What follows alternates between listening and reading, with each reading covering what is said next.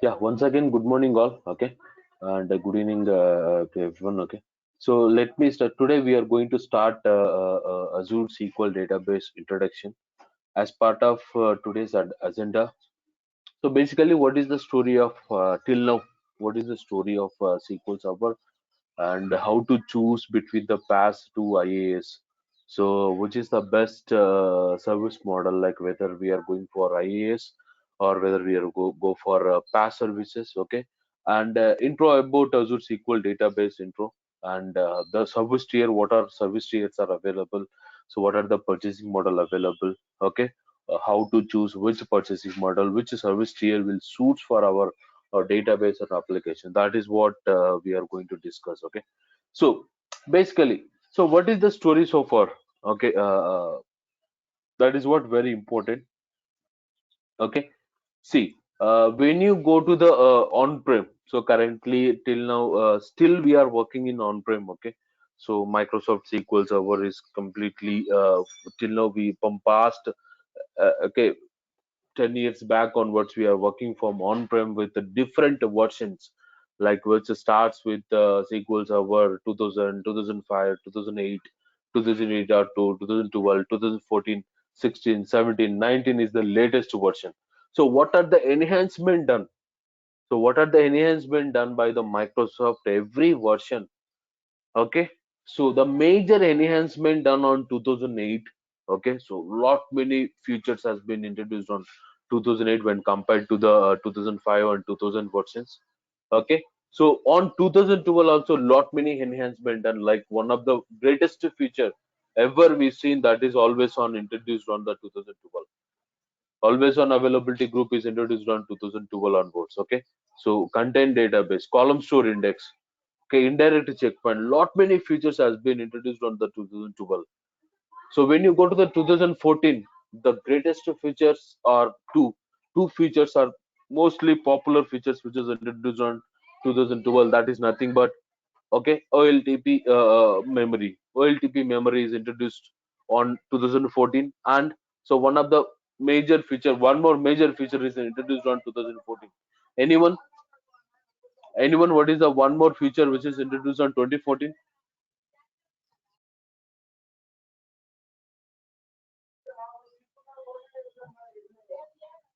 Anyone We online can people? we can take backups to cloud, right? From 2014. No, no, no, no, no, no, no.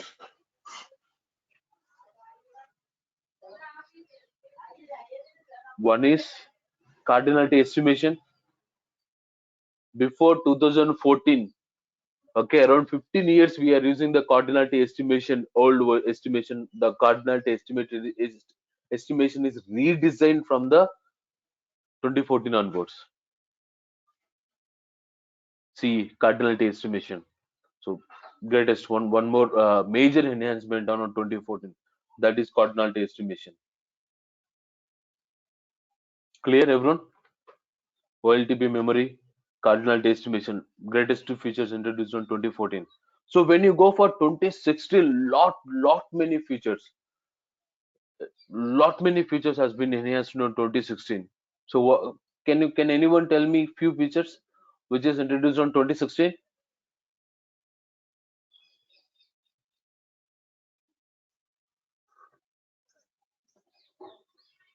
Online people? You- Query store, Sorry?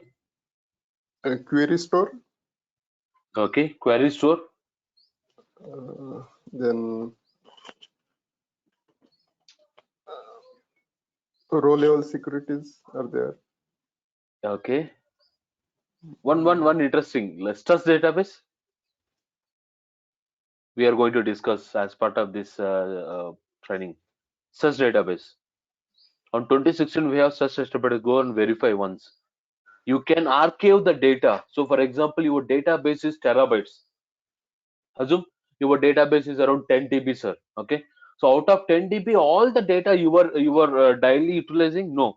Only few tables, few objects we are using regular basis.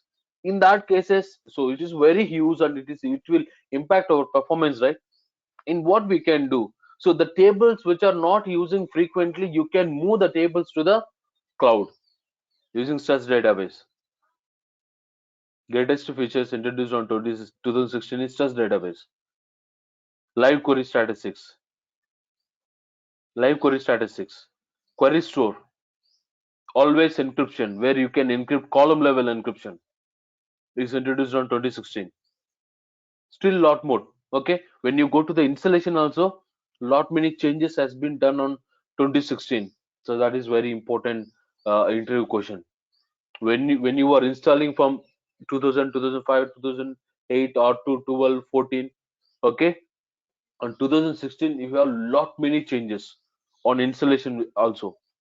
So when you are performing installation, okay, under the data directory, so whenever we are choosing the data directories paths, okay, so one more new window has been introduced for the TampDB on 2016 onwards.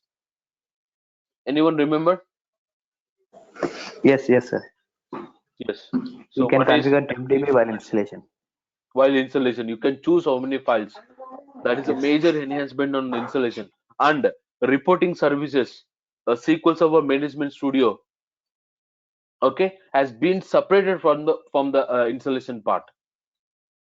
So while you are installing earlier, you can install the reporting services along with the uh, SQL Server Management Studio as well, but it has been separated.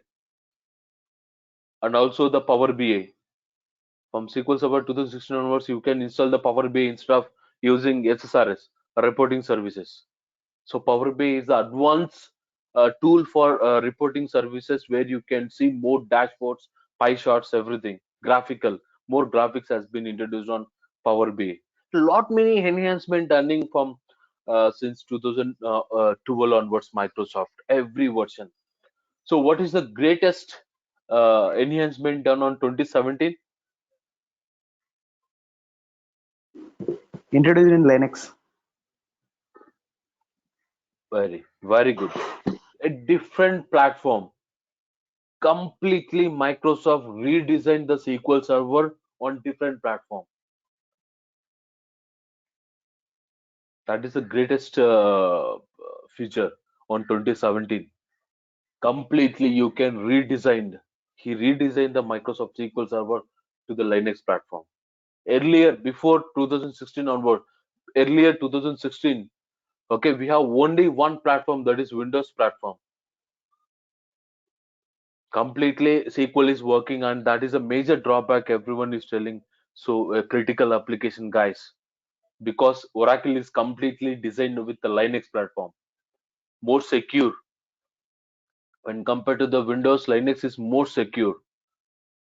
So from SQL 2617 onwards, Microsoft redesigned one more platform, that is Linux platform. You can install in Ubuntu, CentOS, Red Hat, any flavor. Okay, and 2019, where you can install on SQL over the container basis. So Dockers, Kubernetes, you can install your SQL on the Docker. You can install SQL on your Kubernetes. And one more, lot many changes over the 2019 is completely the SQL is moving to the mission level language. Completely the SQL is moving to the mission level language. So where you can install, where you can run directly Python code, where you can directly run R language. You can install over the Kubernetes. You can install over the Docker, where you can big the big data cluster over with the SQL. Lot many enhancement done on the on-prem itself, sir. On-prem itself, we have lot many features. So every version, so we have lot many, but not sure whether you are using or not. Okay, but see, Microsoft is releasing all the versions. But on one more very interesting feature in 2019 is intelligent query processing. Very fantastic feature, intelligent query processing. So we'll discuss in this series of our Azure SQL. We'll discuss intelligent query processing with on-prem and with the cloud. I will compare both. Okay, clear? So every feature, every version, every edition. Okay, we have a number of editions. We have a number of features. which is keep on enhancing on the each version. Then, okay, now one of the greatest feature is a cloud, where you can keep your SQL server over Azure VM. So how you are installing your SQL server on-prem with your own data center, with your computer, on your computer, right? On your computer, on your data center, where you are installing a SQL server, right? Same, you are installing your SQL server. Okay, you are installing your SQL server on someone else data center, someone else computer. Okay, completely that computer will be under our control. Sorry, where you are maintaining, control will be us, but the data and the servers will be someone maintaining, sir. Okay, so that is IaaS, infrastructure as a service. You can install SQL in IaaS, you can install SQL in PaaS. So what are the PaaS services? Azure SQL database, Azure managed instance. So both are PaaS services. Means no need to worry about the infrastructure, so no need to worry about the storage. Okay, so just you can select, sir, how much storage you want, you can just select, but you're not supposed to maintain. So we are not maintaining any infrastructure level, we are just concentrating on the application and data. So what is application here? Azure SQL database is application, Azure managed instance is application. So whatever the databases you are going to deploy, so you are just focusing on your application along with the data. When you go for PaaS services, no need to worry about the underlying software and hardware. So no need to worry about the underlying hardware and software. Everything will be maintained by your cloud provider. Everything will be maintained by your cloud provider. That can be Microsoft Azure, that can be AWS, that can be Google Cloud, that can be Alibaba Cloud. Okay, clear? So you can move your data from on-premises to you can move your only the data, archive data can also move to the cloud. Complete your SQL server can be lift and shift in IaaS. Okay, so where you can migrate your data to the Azure SQL database, which is a completely isolated databases. Azure SQL database is something isolated, okay, databases, and you can lift and shift your databases and everything to the Azure managed instance, which is introduced recently. Okay, but to deploy Azure managed instance, we may need to spend around 5 hours, sir. 5 to 6 hours it will take to deploy one managed instance. Okay, so we'll discuss a lot about all these components one by one. Okay, and one more is Azure SQL Data Warehouse. So when your application is okay, which is belong to the warehouse, like SSIS or reporting purpose or analysis purpose, where you can completely keep your data and databases over the Azure SQL Data Warehouse. Got you? So what is the story still now? Still, we have so many components where I can add over the slides, okay? But we'll discuss after end of our sessions, okay? Azure Arc, Azure Synapse, okay? So we have lot many components, sir, okay? But these are the main key components where we are trying to focus. Any questions on the slides? Clear, everyone?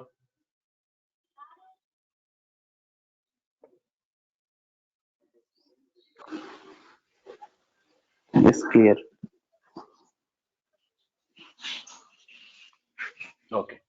Now a little bit again. So everyone knows about our on-prem SQL server.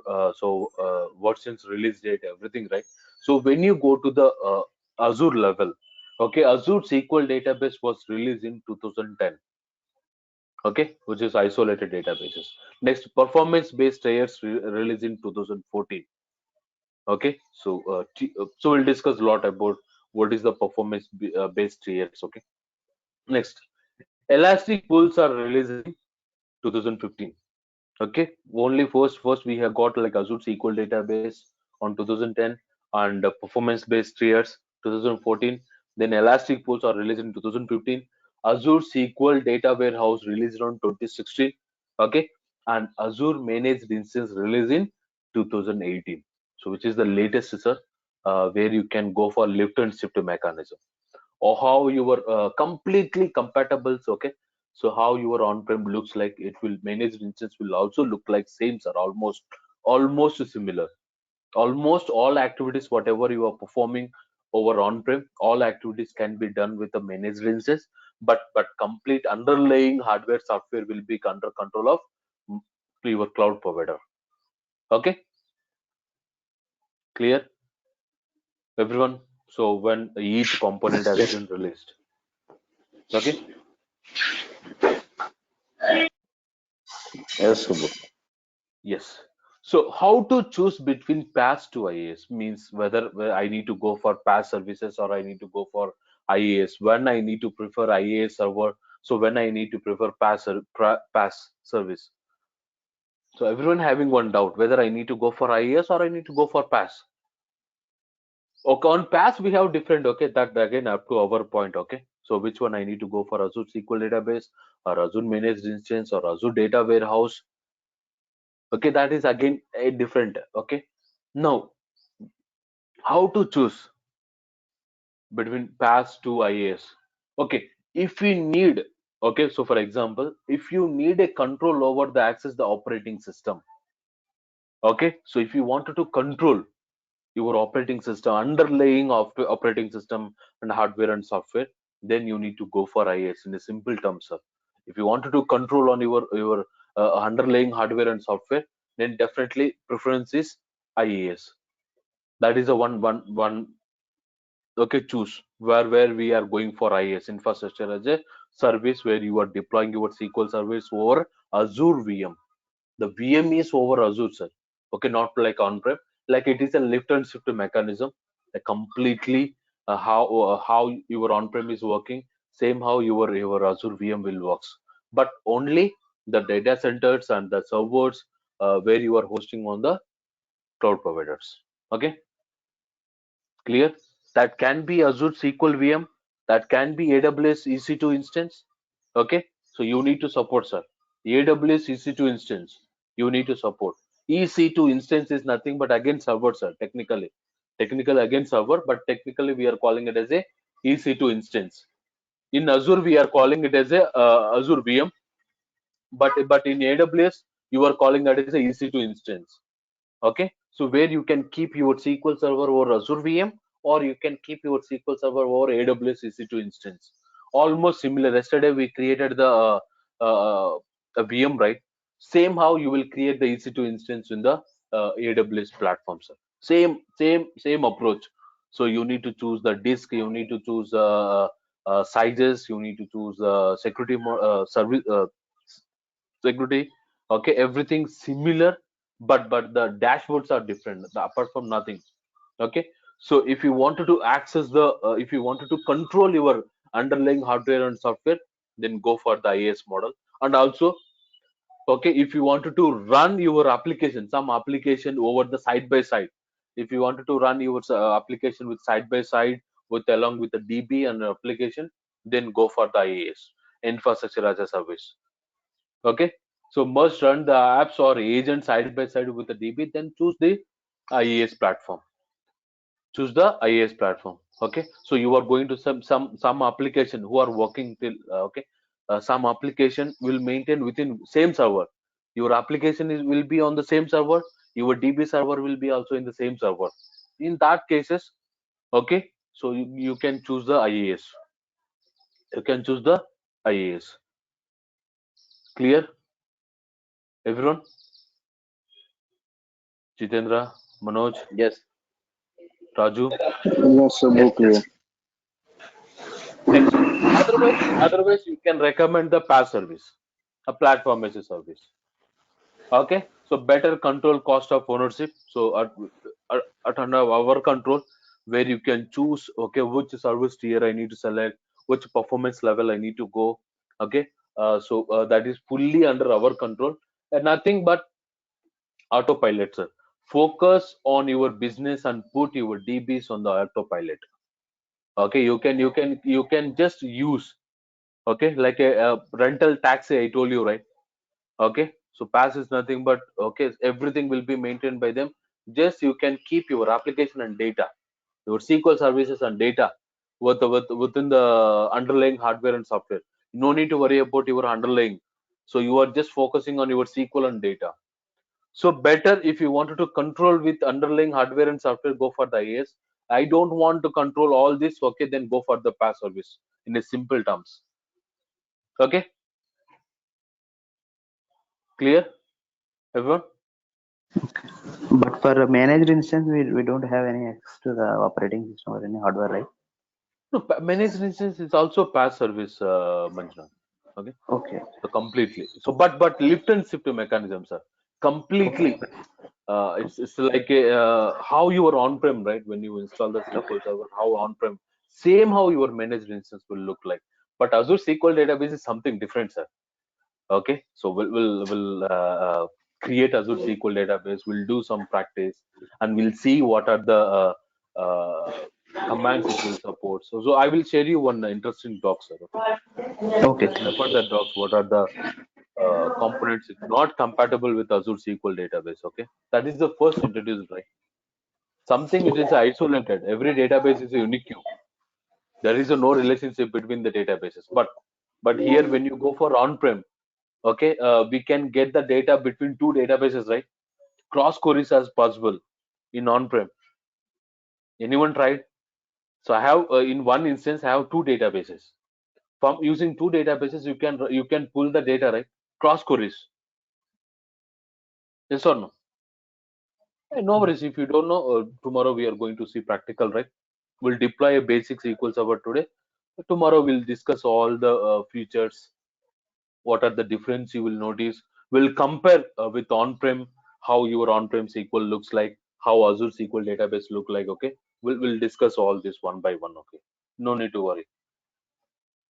Okay. Yes. Okay. Yeah.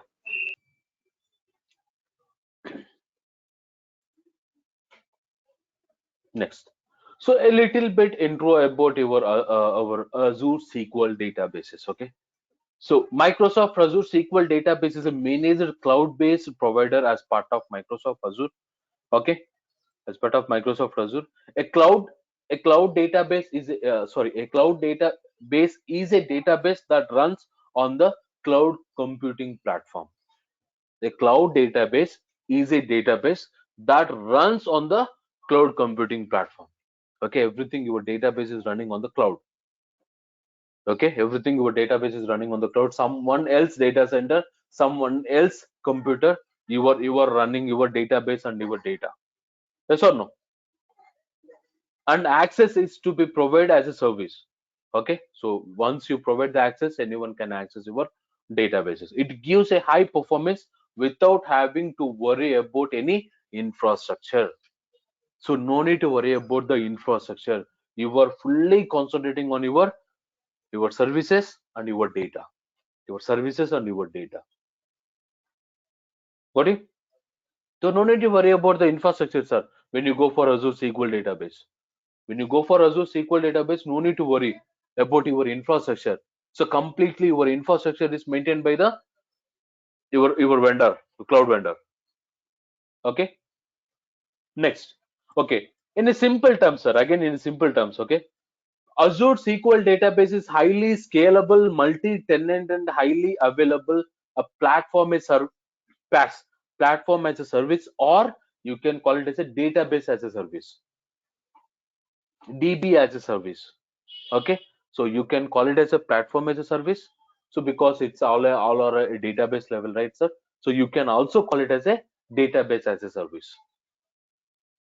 Database as a service. So Microsoft take care of your operating system, storage, network, virtualization, servers, installation, upgrade, patching, everything.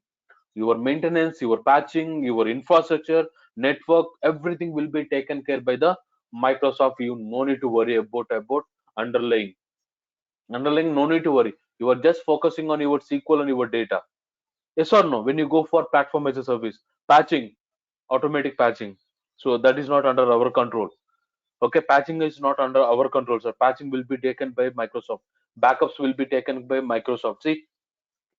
See, I key features. I added some key feature here. Long-term backup retention allows you store backups up to 10 years. You can keep your data up to 10 years, sir, in cloud. You can keep your data in the cloud for 10 years. A zero application of data for the disaster recovery and data loss prevention. You can configure Geo application. Don't confuse that Geo application. It is not an application. It is always on. Okay. In backend they are configuring always on only, but in the name it's confusing. It's a replication. Okay. Don't get confused. A Geo application is nothing but like a always on only, sir. Okay. In backend for you, Microsoft is creating always on in backend, but the name conversation they are telling as a Geo application. And automated performance tuning features to optimize the resources. So automatic tuning is also enabled, sir. Okay, where it will perform auto rebuild, auto update statistics. Okay, you can configure backend you can just configure, so automatically the indexes will rebuild automatically. The update stats also updating your stats in the backend to the optimizer. Okay, high availability that reduce the congruence of your services distributions. Okay, automated backups that simplify the data recovery. Automated backups, automatic patching, Geo application. Okay, long-term backup retention. 10 years you can, up to 10 years you can keep your data. So patchings automated, infrastructure is automated, no need to worry. So all this will, can I take backup, sir? By default, can I take backup? No, you cannot take backups. Okay, that is again different service where we need to use. Okay, so that we'll discuss. So this is just intro about your Azure SQL database. Azure SQL database, sir. We are not discussing Azure managed instance. Okay, don't keep Azure managed instance here. When we are discussing Azure managed instance, we'll discuss. Okay, this is completely, this slide belongs to completely Azure SQL database. So what is difference between point number 2 and point number 4? Is it one and the same or something different? Azure application on always on something, yes, sir, something different, sir. Okay, because nowadays high availability again we are saying that always on and all that stuff, right? Yeah. So See, is it one and see, if you don't know about always on, how to configure always on, but you can directly go and create the Geo applications. Here one very interesting concept. By just choosing 2 or 3 options, you are configuring Geo application. But when you go for on-prem to configure always on, how many parameters you need to pass it? How many parameters you need to remember, right? So you required availability group name, how many replicas you need to configure, routing list, backup preferences. Okay, a listener port number, listener IP address. If it is a Zio always on, you required multiple subnets, right? So you are getting multiple subnets, again multiple IP address where you need to configure listener. In backend, you need to take the full backup and log backups to make install synchronization. All these activities you can ignore here. You need to build a Windows failure cluster, WFC. By just choosing 2 or 3 options, you can go and configure your application on always failure group. Failure groups. We have one more concept called failure groups. Okay, so we'll discuss a lot about the Zero application and failure groups, sir. Okay, Zero application and failure groups. Both are underlying is always on only, but slight minor changes. That is what everyone need to make a note. What is the difference between Geo application and failure groups? So failure groups is compatible on a managed instance and Azure SQL database, but Geo application is only compatible in the uh, Azure SQL database. Okay, we'll discuss all one by one. Clear? Not clear? Yes, fine. Yeah, clear, Subbu. Jitendra, Manoj, Raju. Yeah, yeah, clear. Okay, Sridhar, Ramesh. Yes, Subbu. Yeah, Yes. clear. Clear. Okay.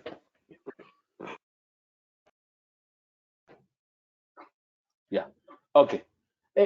Again, the same concept, sir. I'm just repeating. Okay. So this slide will tell us, okay, how many types of deployments you can do from on-prem to the Azure SQL database. Earlier, we had already discussed Azure VM. Azure VM, it is IaaS service. One second.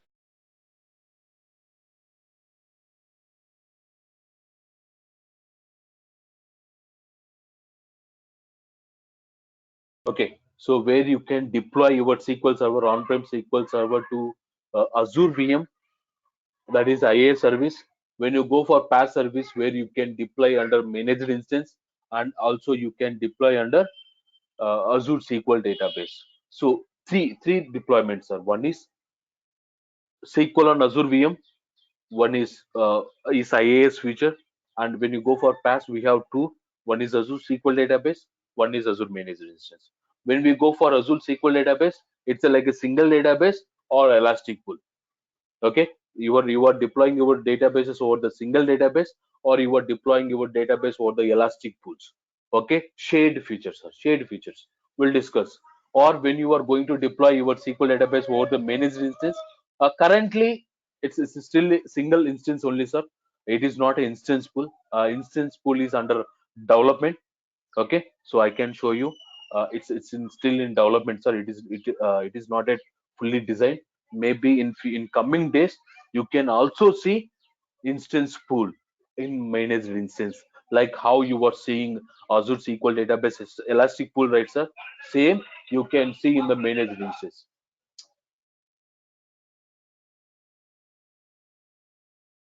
Okay, so instance policy is still under provision, sir. It may take some more coming days. You can see your managed instance in the instance pool. Okay, so you can deploy your SQL Server in Azure VM.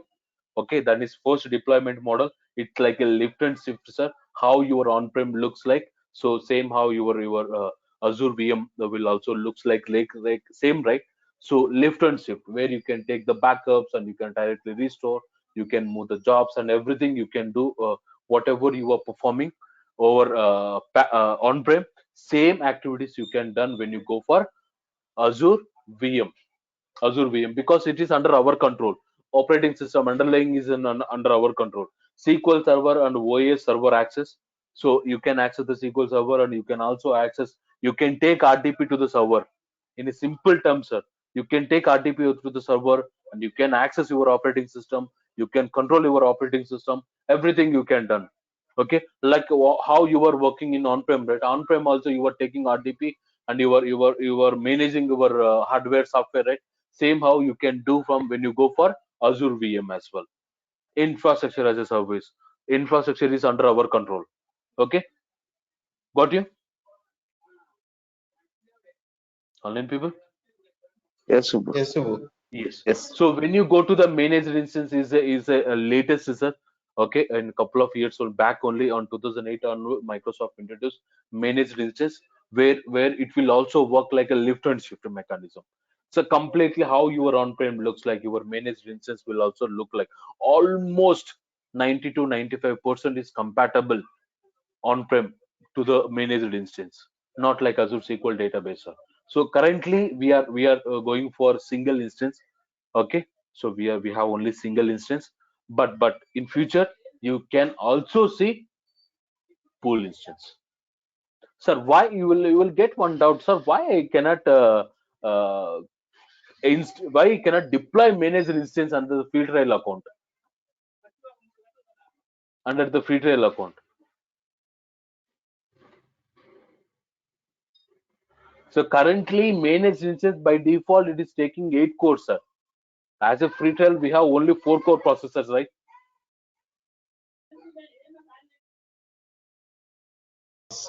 Yes, Subbu.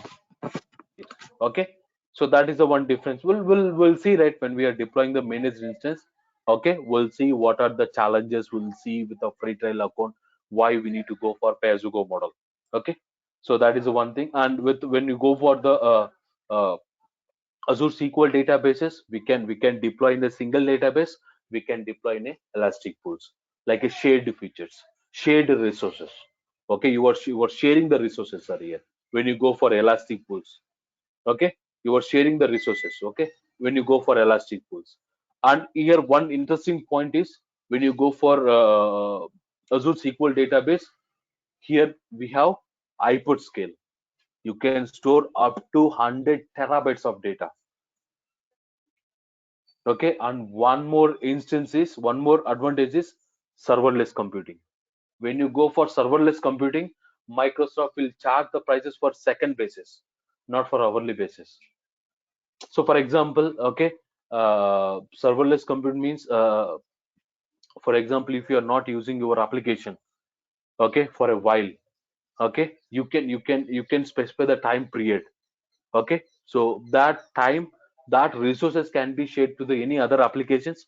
Once you again start the working with this databases, again that resources will be allocated back, but the performance you will impact, sir. When you go for serverless computing, you may notice some performance issue first time when you are whoever hitting the queries. First time when whoever the hitting the queries, you may face some performance issue on the first time. Later the performance will be balanced. Okay, we'll discuss a lot about the what is serverless computing, what are the advantages, what are the disadvantages in the coming sessions, sir. Okay, and fully managed service. So one is hyperscale. You can store up to 100 terabytes of data. Okay, so but hyperscale is not compatible with the managed instance, sir. So there is no hyperscale concept in managed instance. Hyperscale concept is only on the Azure SQL databases, and serverless is also Azure SQL databases. Okay, and fully managed services. So no need to worry about the infrastructure, sir. Infrastructure will be controlled by Microsoft. Okay, not okay, clear? Yeah, clear, Subbu. Yeah, yeah. So three type of deployments are okay. Okay. Yeah. Now, okay. So we have one service called Azure SQL. Okay, Azure SQL. When you open that Azure SQL, we'll see the practical as well. When you open Azure SQL, so we have three components again, three deployments. Sir. See, SQL database. Okay, when you expand the resource type, a single database, elastic pool, database server. Okay, three components you can do. When you go to the managed instance, SQL managed instance, where you have only single instance. I told you, right, sir. So only till now, today up to today, we have only single instance. But in future, you can see instance pool in managed instance as well. Okay, in future, in coming days, you can also see instance pool where Microsoft is going to do with a 2 core processor, means maybe max it can be worked with a freight rail as well. Okay, maybe in future you can also deploy Azure managed instance, okay, with the free trial earlier. So once whenever the Microsoft is introduced managed instance, to deploy the managed instance, hardly it is taking 16 to 20 hours to deploy managed instance. It is going to take when Microsoft introduced, but now it's lot many enhancement done. Now it is taking almost 5 to 6 hours to deploy the managed instance. Got you? And one more deployment is okay. So it's a PaaS service. Sorry, it's IA service. SQL Virtual Mission. Okay. So where you can go for lift and shift. See, both are lift and shift mechanisms, sir. Both are lift and shift. In clearly dashboard itself, Microsoft is telling Azure managed instance, Azure SQL VM is like a lift and shift mechanism, sir. Okay, so how you are working on-prem, same how you will work with these two services. But when you go for Azure SQL database, it's something different, sir. It's like a pure isolated databases. Something different you will see. The advantages is hyperscale and the serverless option. So serverless option is also not available in managed instance. It's only available in Azure SQL database. Got you? Yes, yes. Is it recommended for critical database, Azure SQL database? Yes, sir. No, up to up to applications, sir. That is, see, we are telling three deployments models are available. Which one they are going to prefer up to their point. So we'll see risk assignments as well, right?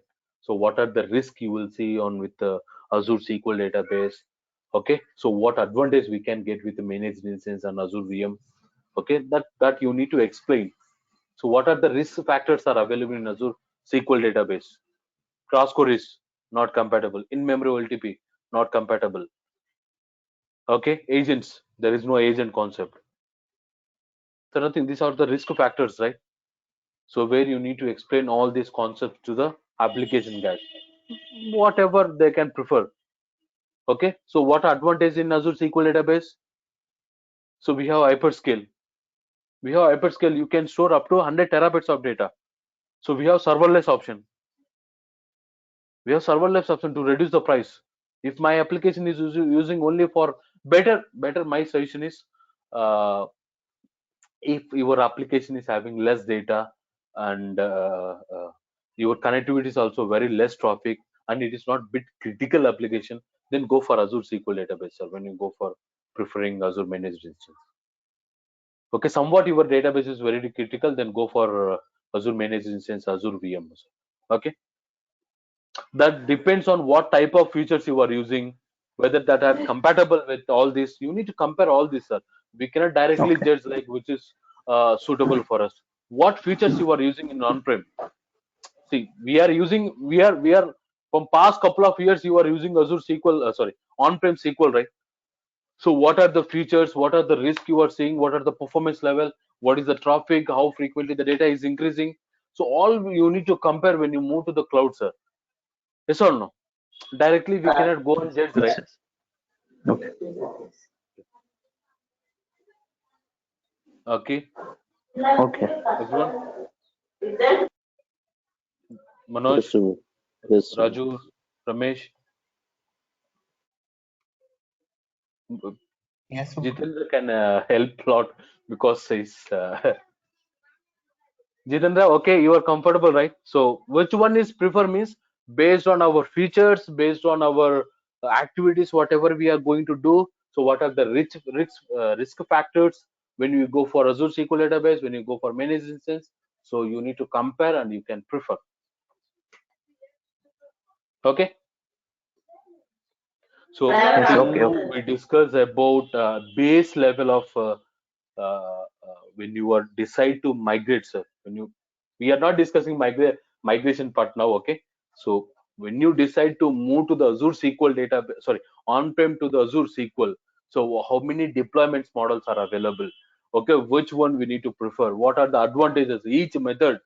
Okay, so that simply I simple in the simple terms we explain. So we will go for in detail in the coming session, sir. Okay. Okay. Okay. Okay. Got it. Yeah. Okay. Now, so very interesting option is service tier. So when you go to the on-prem, okay, let me first explain.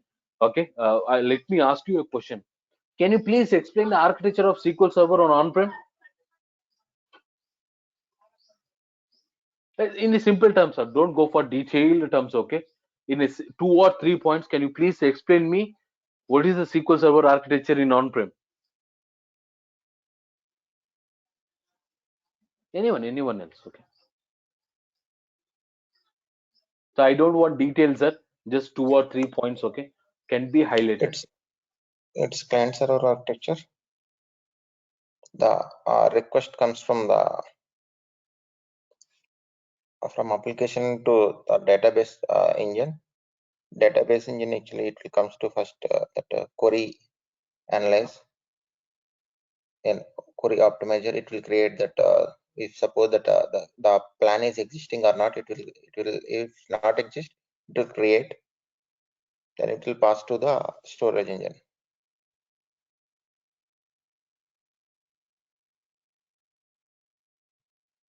Any other?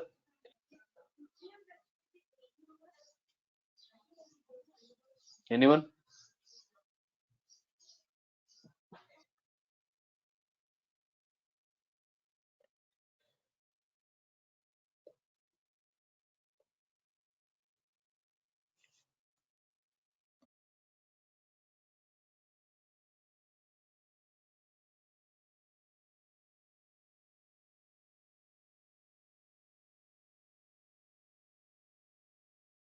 So no one, Subbu, you are only no. Raju.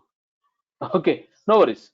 Okay, so when you go to the Azure, okay, so we have one more layer, sir, here, nothing but service tier.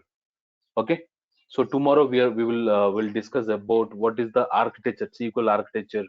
Okay, enhanced architecture, you can see that we'll discuss in tomorrow session. Okay, now a service tier it will plays a key role here, sir, when you decide to migrate your data to the PaaS, especially PaaS, sir. It is not IaaS. Okay, so forget about IaaS.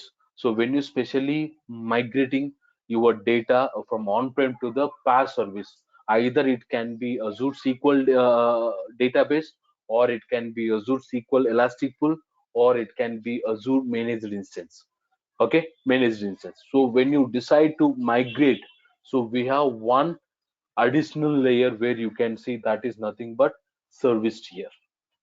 Okay, see, SQL on Azure VM, there is no concept called service tier, sir. Okay, but when you go for single database or Elastic Pool on the serverless, okay, and when you go for managed instance, so everyone must and should know about the service tier. So we have two types of tiers. One is DTU purchasing model, vCore purchasing model. Okay, DTU purchasing model and vCore purchasing model. When you go for managed instance, so we have only one purchasing model, that is vCore purchasing model. Okay, so we have only one purchasing model, that is vCore purchasing model. When you sorry, when you go for Azure SQL database or Elastic Pool or serverless, so we have two types of purchasing model. That is, one is DTU purchasing model, one is vCore purchasing model. When you again go to the DTU, so we have three types: a basic, standard, premium. When you go for vCore, so general purpose, business critical, hyperscale. Okay, so when you go for vCore in managed instances, we have general purpose and business critical.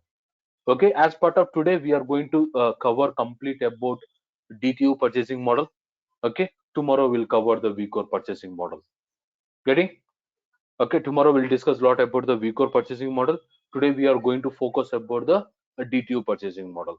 So one more layer, sir, that tomorrow we are going to explain.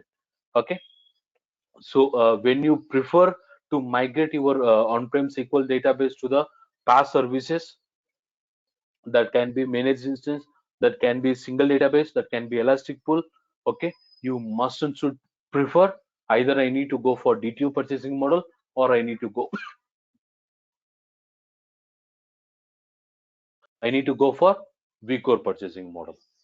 Okay, two. When you go for DTU purchasing model, again, so which performance level I need to select? Okay, mine is service tier is nothing but a DTU is a service tier and vCore is a service tier purchasing model. It can be called it as a purchasing model, or you can call it as a service tier, sir. Okay. Again, when I go for deep dive into the DTUs, so which performance level I need to select? I need to go for basic, or I need to go for standard, or I need to go for premium. Which performance level I need to select? When I go for vCore, so I need to choose the general purpose, or I need to go for business critical, or I need to go for hyperscale. Which performance level I need to select? Means how many vCore I need to select for my application, for my database. How many DTUs I need to select? So for my application, for my database. That is performance level, sir. So either in business basic or standard or premium, or when you go for general purpose. So vCore, you are already strong, sir. Even in on-prem also, we are working with the core base, right? So how many core base?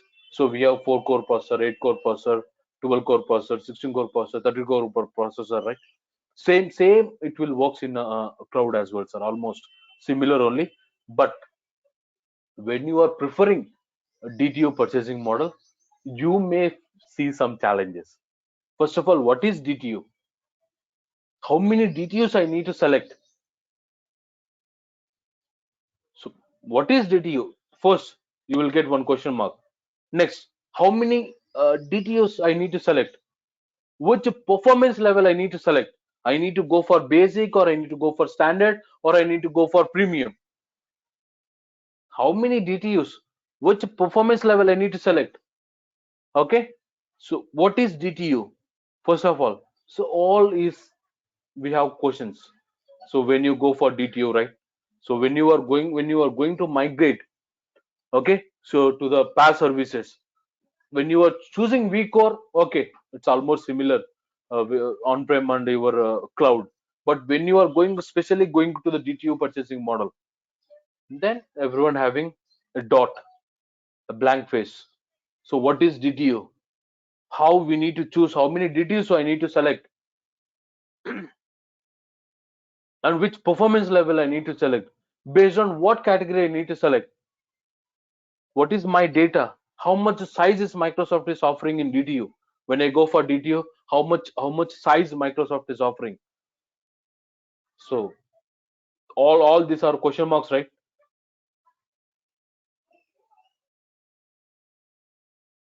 Yes or no? Yes, sir.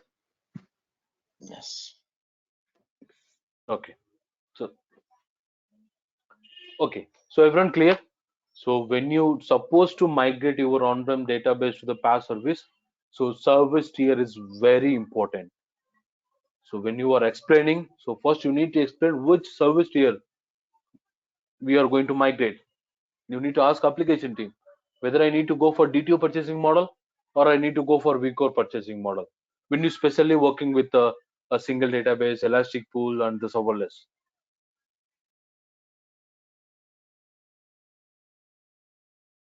So when you go to the manager instance, okay, we have only one, that is vCore. Okay. So when you going for DTO purchasing model, okay, which performance level I need to select, how many DTOs I need to select, so that my database performance won't impact when application team is running the queries. Even I migrated to the from on-prem to the Azure SQL database. Obviously, we need to maintain the performance good, right? Yes or no?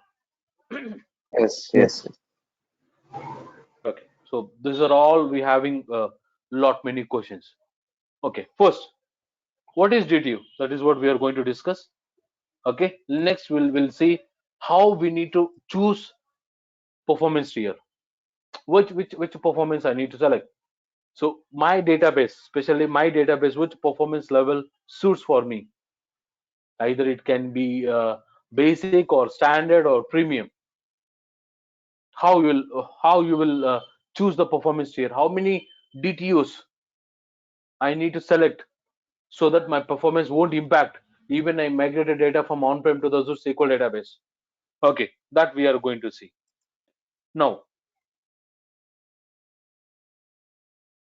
Okay, so what is DTU? Database Transaction Unit.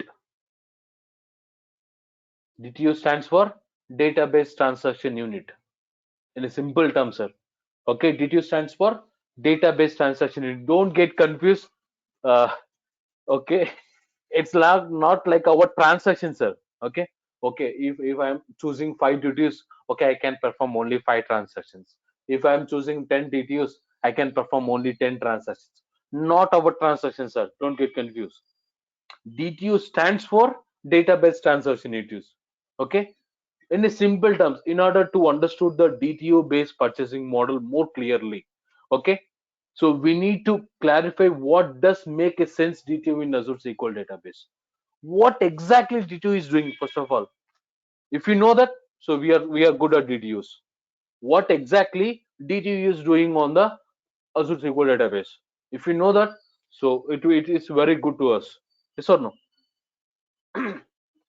It's simple, sir. In a Yes, sir. simple term, okay, Symbol. DT. Okay. A DTU is a blend of memory, CPU, and I/O to drive the different level of application. It is a blend of CPU, memory, and I/O. See, even Microsoft is also using blended measure of CPU, memory, and read-write rates. It is a combination of CPU. It is a combination of memory. It is a combination of I/O inputs, outputs. DTUs means it is a combination. It is combination of CPU, memory, I/O.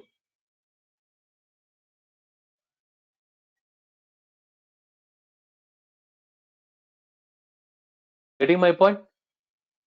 It's a blend of CPU, memory, and IO. Simple, in the simple terms. Okay, so still I'm getting confused. What is this blend? What exactly? So if I choose a 10 DTUs, for example, if I choose 10 DTUs, so I am performing one transaction, sir. Okay, I'm performing one transaction. I chosen 10 DTUs. Okay, I went for basic performance level, and I chosen 10 DTUs for my database. Okay, chosen 10 DTUs for my database, and I selected 10 DTUs. Okay, now assume, okay, Raju is performing one insert operation. Raju is performing one insert operation. How exactly internal is happening, sir? I'm having 10 DTUs, and one Raju is performing one insert operation.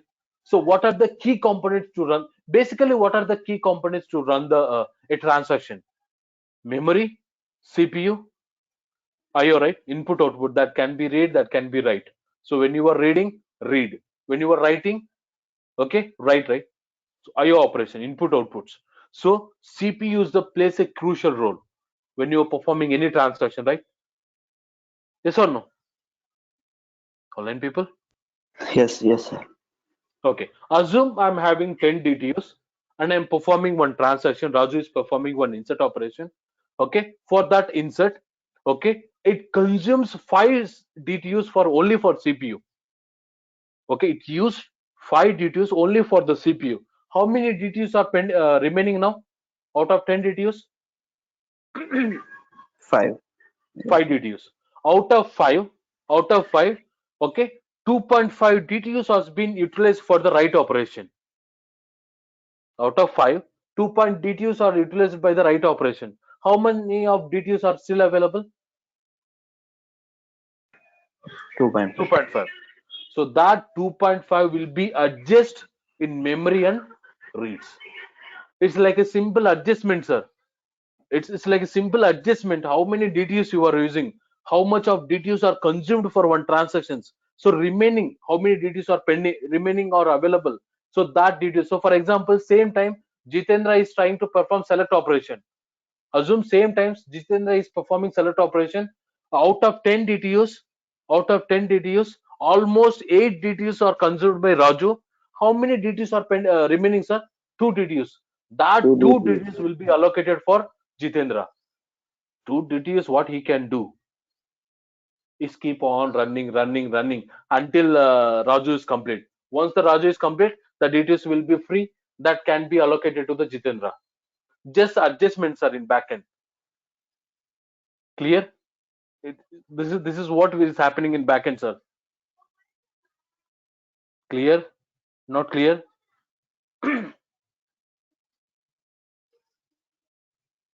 Online people? Yes. Yes, yes. Still a So, very low voice, yeah, Manjunath. so what is the difference between max drop and this DTU in that scenario? No, max drop is something different. Okay, just focus on DTU first. It is a confusing concept. Don't bring any other concept to here. Okay, first we'll try to be strong at DTU part. Then we'll go for remaining concept, Okay, sure. because everyone is first time listening. Okay, and DTUs is the first service model, right? So everyone having some confusion. So it's like adjustment, sir. In a simple terms, Jitendra, Manoj, Raju, Manjunath, it's just adjustment. How many DTUs you selected? Okay, for a transaction, how many DTUs are consumed? How many DTUs are remaining? That DTUs can be allocated to the other guys. It's like a simple adjustment. Okay, in a simple terms, Raju is performing insert operation, right? Almost 7 to 8 DTUs has been consumed by Raju. Remaining 2 DTUs, right? That 2 DTUs will be allocated to the Manoj. Okay, he can go and bring Aram, he can go and drink the chai, and he can come to the office again. Come to the desk, the queries keep on running only. What he can do with the 2 DTUs? Yes or no? Okay. Yes, yes. Just adjustments are here. Okay, so MacDrop is something different, Jitendra.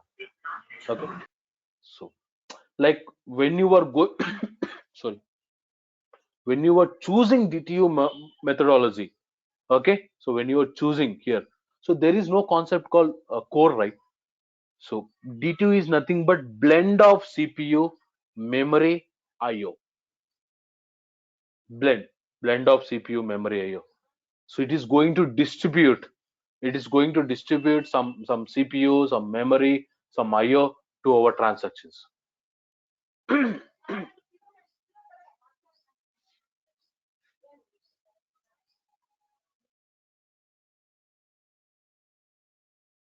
Clear? Not clear? Yes, yes, yes. So first clear about what is DTU, sir. Then we'll discuss all our doubts. Okay. So in coming days we have lot many days still. Okay. We'll discuss all your doubts.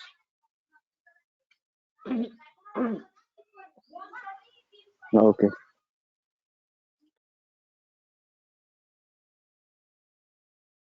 Any questions? Sir, yeah, what is this? You have represented with a diagram, right?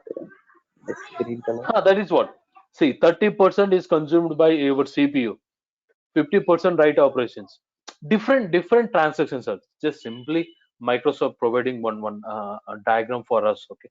So if you are performing insert operation, okay. So Manoj is performing insert operation. Raj is performing select operation. Ramesh is performing update operation. Jitendra is performing some running stored procedures. So we are running different, right? So each transaction, how much CPU is allocating, how much memory is allocating, how much RAM is allocating, sorry, writes are allocating, how many reads are allocating. So that in a simplify, Microsoft is provided one diagram. So in the Microsoft block, I can share that block to you. Okay. Like a distributing the CPU, distributing the memory, distributing write operation, distributing the read operation. So when you are migrating, sir, okay, see, when you decide to migrate on-prem to the Azure SQL database, we came with the two questions: which service tier or performance level need to prefer, and how many DTUs do I need, right? Which service tier? Either I need to go for DTU purchasing model, or I need to go for vCore. When I again go for DTU purchasing model, what's the performance level I need to select? I need to go for basic, or I need to go for standard, I need to go for premium. When you go for basic or standard or premium, how many DTUs I wanted to select? Again, that is a challenge. So these are the challenges you will see when you especially working with the DTUs. Tomorrow we'll discuss vCore.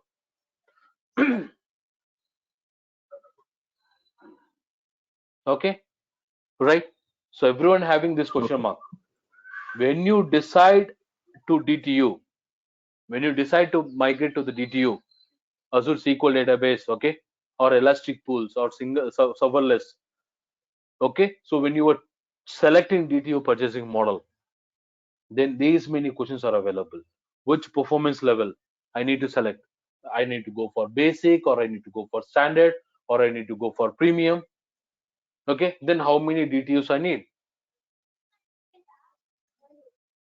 Because it's something different, right? DTU is something different when compared to vCore. vCore is individual.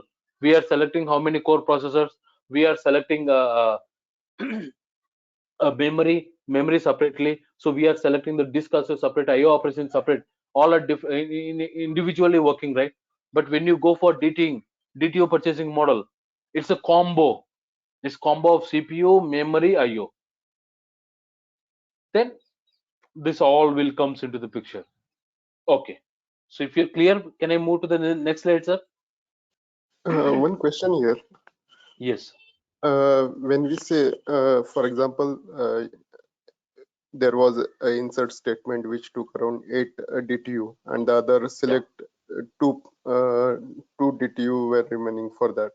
Now, is Yes. there anything where which says, okay, insert query, it requires more CPU, therefore we have allocated more DTU for that, or a query can use less CPU, Yes, more we memory. have the different All DMVs those here. How much?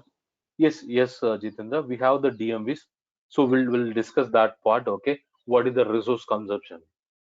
Okay, each transaction. Okay. So that gives us idea about exactly how much DTU will be required for that. No, I believe no. So how we can come across Yeah, to that is what okay. we need to perform now. Okay. See, first of all, you need to select, right? So, see, later whatever you are performing, that is something different. So, first of all, when you are going to starting, when you are migrating, okay, which performance level I need to select, how many details I need to select, how you will come up with first this one. Later, that is different whenever we are performing. Getting, Jitendra? Right, but later on we can upgrade or Yeah, we can upgrade. We can downgrade. upgrade. You can downgrade without downtime, sir. Okay. Without downtime, you can upgrade your DTUs of purchasing level, purchasing model. You can directly upgrade your service tier also. Means from DTU to vCode. Directly you can upgrade. That is also possible, sir. We'll see all this in the coming sessions. With all live demos, sir, all our questions can be clarified. Okay, so Yeah.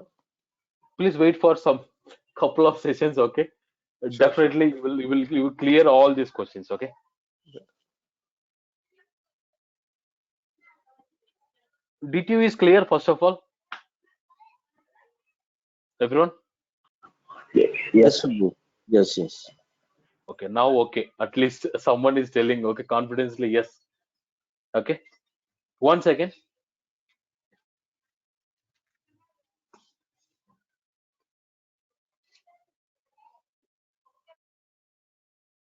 One second, guys. Okay.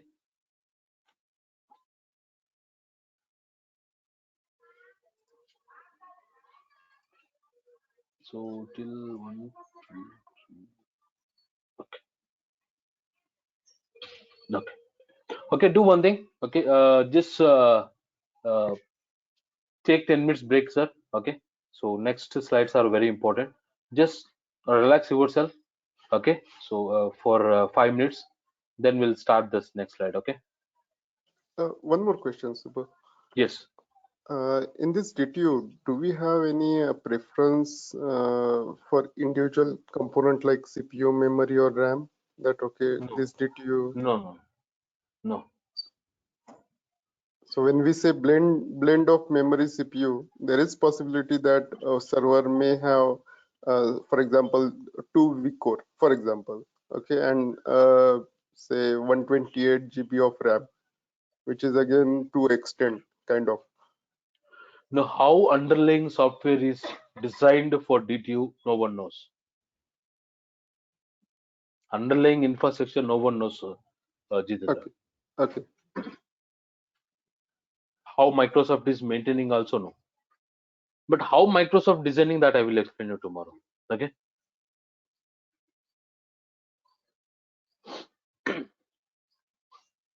But there are limitations. Okay. So there are limitations. Max, how many database? Is there any limitations? You need to ask. You may ask one question.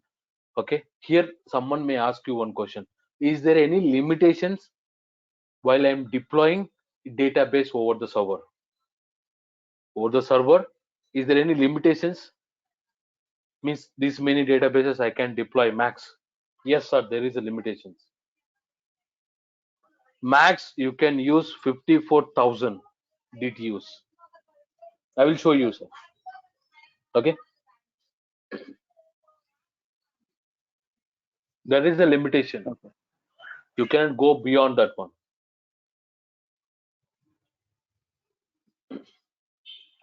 How underlying infrastructure is maintaining, that is a very trickiest part here.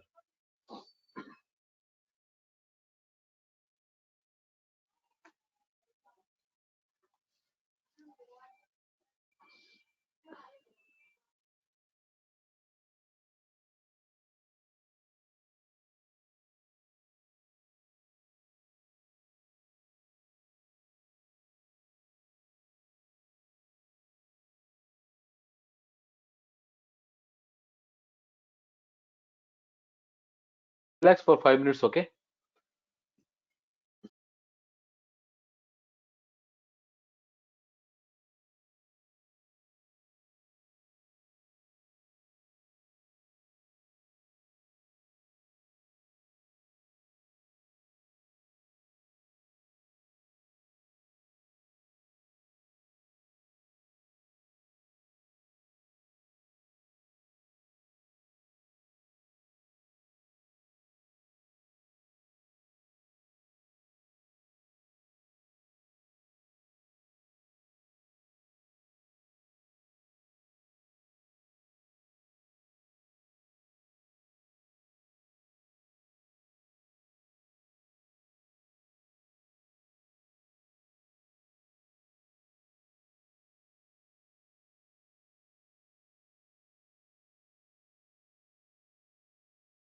Somewhere Microsoft mentioned there is a limitation. We can see that one from the GUI, but let me. This is the one thing. Picture. Somewhere, where?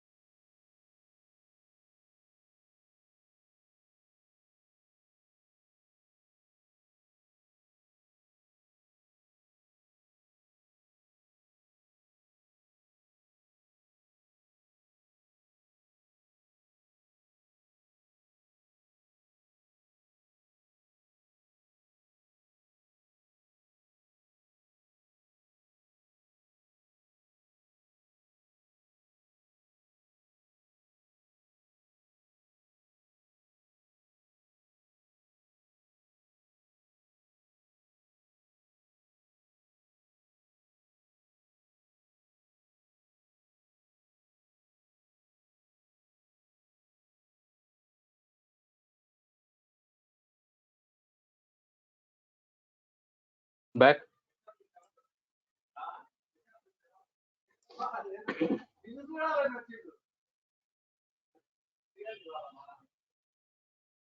Online people. Yes, yes, sir.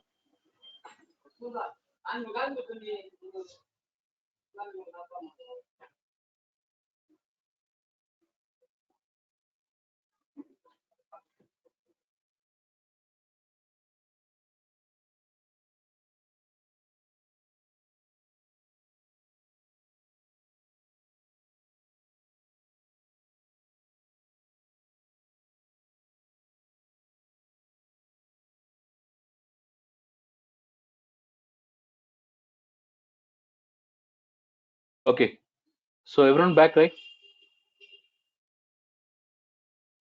Yeah.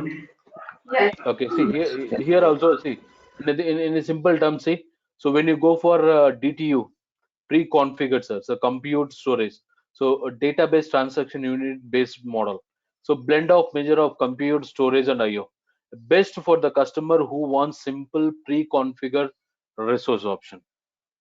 So no need to worry about the storage or anything. So it is a combo of CPU storage and IO operation. Okay, so this I will share this all links, sir. So please make it handy, so you will get lot many info. So as Jitendra, you were asking, right? So how we can know that resource consumptions? So we can use the DMVs like DM underscore user underscore DB underscore resource underscore governance. So we have some DMV, sir. We'll discuss a lot about all the utilizations. Okay, in coming sessions. Okay. So Jitendra, clear? Hello. Yeah, are you able to hear my voice? Yes, we are able to hear. Yeah. Okay. Jitendra, I am not able to hear your voice. Okay. Now let me go to. Okay. Please be mute all. Now see, when you go to the purchasing model, so I choose the service tier called DTU. Okay, I choose the service tier called DTU. Okay, and I went to the purchasing model. Okay, which purchasing model? So basic, a standard, premium. Basic, standard, premium. Okay, so when you go to the basic, when you go to the standard, when you go to the premium, so there are limitations, sir. Okay, maximum you can use up to 5 DTUs. So maximum you can use, okay, 3000 DTUs. Maximum you can use 4000 DTUs when I go for premium.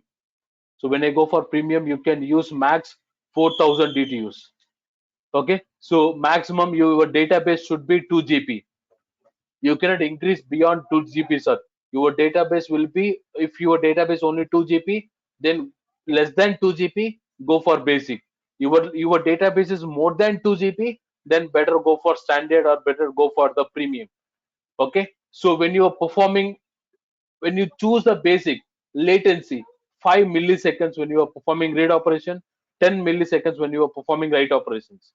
Okay, 5 milliseconds when you are performing the read operations, 10 milliseconds when you are performing write operations. You can notice when you go for standard. When you go for premium, 2 milliseconds when you are performing read and write operations. Okay, 2 milliseconds latency you can see when you are performing read and write operations. So maximum 7 days you can keep the backups. Maximum the retention is 7 days. So when you go for standard, 35 days your retention. So when you go for premium, 35 days you can keep your retention, your backup retention, sir. And when you go for in-memory OLTP is not compatible when you are choosing basic, sorry, when you are choosing DTU purchasing model. So when you are choosing DTU purchasing model, in-memory OLTP is not compatible. See, so getting my point. So when you go for, there are limitations. Somewhere I kept it. Sorry, DTU. Okay, somewhere. Wait, 1 second, sir. Yes. See, okay. SLA up to 99.99%, your resources will be available. Okay, backup retention is 7 days, 35 days, 35 days. A CPU will be low, medium, high, and high medium when you go for premium. Okay, IOPS inputs outputs per second. Okay, 1 to 4 inputs outputs second per DTU, sir.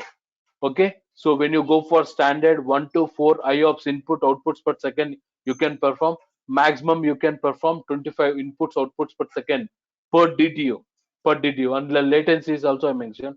And column store index is not supported. From S3 and above it is supported, sir. When you are choosing standard and when you are choosing greater than S3, and a column store index is compatible, but in memory OLTP is not supported on basic, not supported on standard, but it is supported on premium. So column store index is supported on the premium. So there are limitations. So when you go for DTO purchasing model. So this is the block where you need to go, sir.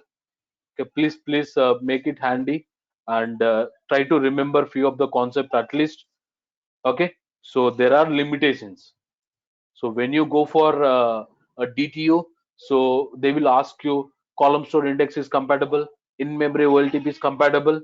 Okay, so for example, your on-prem database is using in-memory OLTP, and you decide to migrate.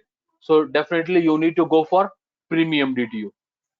Definitely you need to go for premium because premium will support in-memory OLTP, but you cannot go for basic and standard, right? That may also help you. So what are the features you are using in on-prem? What are the rich factors when you are choosing in DTO purchasing model? Which purchasing model is suitable, compatible? Then you can also choose. But here again you will get how many DTOs I can select, which purchasing model. Each again purchasing model we having certain limitations. See, when I go for basic, maximum your database can be up to 2 GB. You cannot grow up to after 2 GB. No, it's not compatible. So maximum your database should be 1 TB. Your database will grow up to 1 TB. After that, no. Max you can go for up to 4 TB. And maximum how many DTOs is compatible? When you go for basic 5, when you go for standard 3000, when you go for premium 4000. Okay, not okay? Okay. Yes. Okay. One second.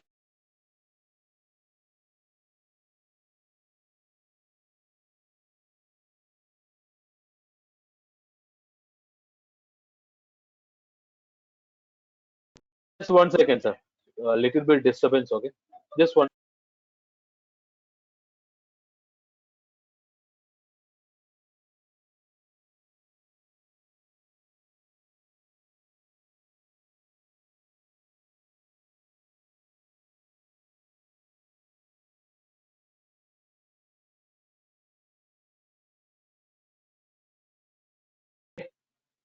So clear, everyone? Subbu, Yes. based on the DTU only, they will charge? Yes, sir. Yes. So based on your purchasing model, based on the service tier, they are going to charge, sir. So Microsoft is not charging for underlying infrastructure. I can prove it, sir. Okay. Today we are going to see complete theoretical part. So tomorrow we are going to see completely practical, so that you will have some time, right? Refer this all blocks. So I am going to ping you all this, sir. Okay, please keep it handy. Okay, just refer, sir, all this one. Tomorrow we'll try to deploy first Azure SQL database. Okay, and we also will discuss vCore as well. Clear? Not clear? Yes. Any questions? Okay.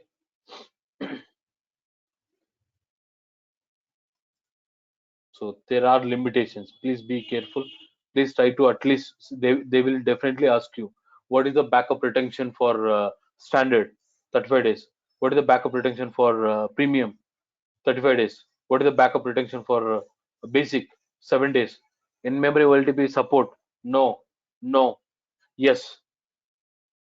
Okay. So premium, yes, sir. Sorry, somehow I wrongly typed. Okay. Yes. Okay. Clear? Not clear? Yeah, fine, Subbu. Yeah, meanwhile, let me, yeah, sorry. Yes, Jitendra. Yeah. For on-premise, generally when we go with the license, we purchase for production, right? And we get it for development environment. So is it the same case here also? Yes, sir, license part. That is also I will cover. We'll Okay. discuss about the license as well. So when we say day one prod here, DTU, okay, premium or standard, so it just Yeah. for the production, right? Or The for the work. environments, just environments, sir. It can be production, it can be development, okay? So Okay. environments, They whether don't it distinguish suits between. or not. See, what Microsoft is finally telling is So everyone having one question mark, like, see whether I can move to production servers to the DTU, whether see even Microsoft development and production. That depends on your load, depends on your database size. If my database size is my on-prem, my database size is only 100 MB. That is a production server. It's 100 MB. Can I migrate to the DTU? Yes, you can move it, right? So the basic is supporting up to 2 GB. Your database size is only 100 MB. For 100 MB, why you need to purchase one software? Sorry, server, underlying hardware, everything. So I can keep it on cloud, right? Yes or no? Yes. Okay, license part also we are going to discuss it.